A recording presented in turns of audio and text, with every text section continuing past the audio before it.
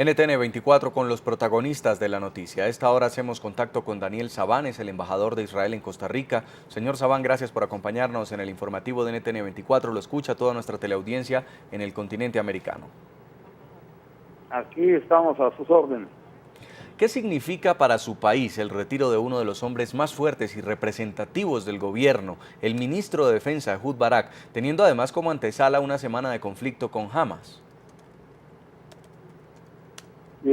Para Israel significa que somos un país muy democrático, somos un país de libertad de decisión y de que estamos no solo después de una confrontación muy fuerte con nuestros enemigos, el Hamas, sino también estamos pronto por realizar elecciones democráticas, elecciones que van a definir en el futuro el nuevo gobierno de Israel, sí, que va a tener que continuar la lucha por la defensa de Israel.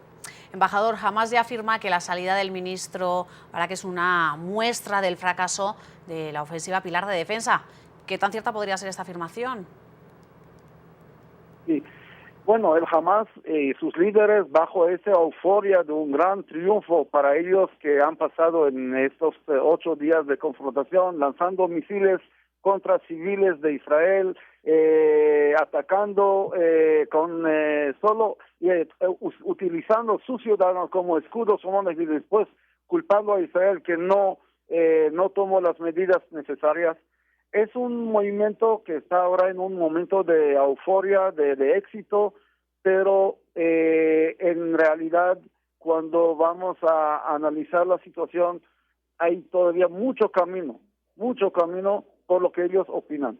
Lo que quiero decir en esto que Israel tomó su propia decisión con medidas entre lo militar y lo político y el gobierno de Israel seguirá su camino, el futuro gobierno de Israel que está en proceso de formar después de las elecciones, seguirá su camino para buscar la mejor forma de reanudar las negociaciones con los palestinos y en este caso no con el Hamas porque el Hamas no reconoce a Israel, sino con Mahmoud Abbas, el líder de la Fatah, que él sí está dispuesto a admitir la existencia de Israel. Y esperemos que a partir de ahí tendremos, digamos, unas negociaciones que pueden a lo mejor lograr el fin a este conflicto tan largo con derrame de sangre innecesario que nos duele a todos. Sí. Quiero añadir más de que el Hamas tiene que cumplir las reglas de tregua para demostrar que lo que se comprometió está sí, parte de este proceso. Señor embajador, ¿cree usted que se afectará el panorama político en Israel a menos de 2 meses de las elecciones legislativas? Me parece que no veo esa posibilidad porque el panorama político en Israel todavía está en ese proceso de conformarse. Como somos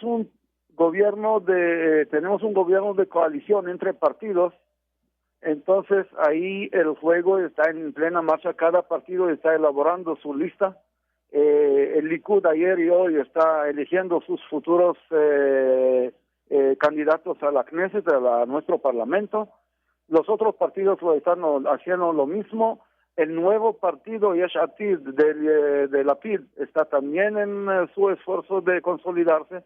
Todo el mundo está a la espera qué decisión tomará la ex ministra de Relaciones Exteriores, la doña Tzipi Livni, que también quiere, ahora parece, participar en esas elecciones.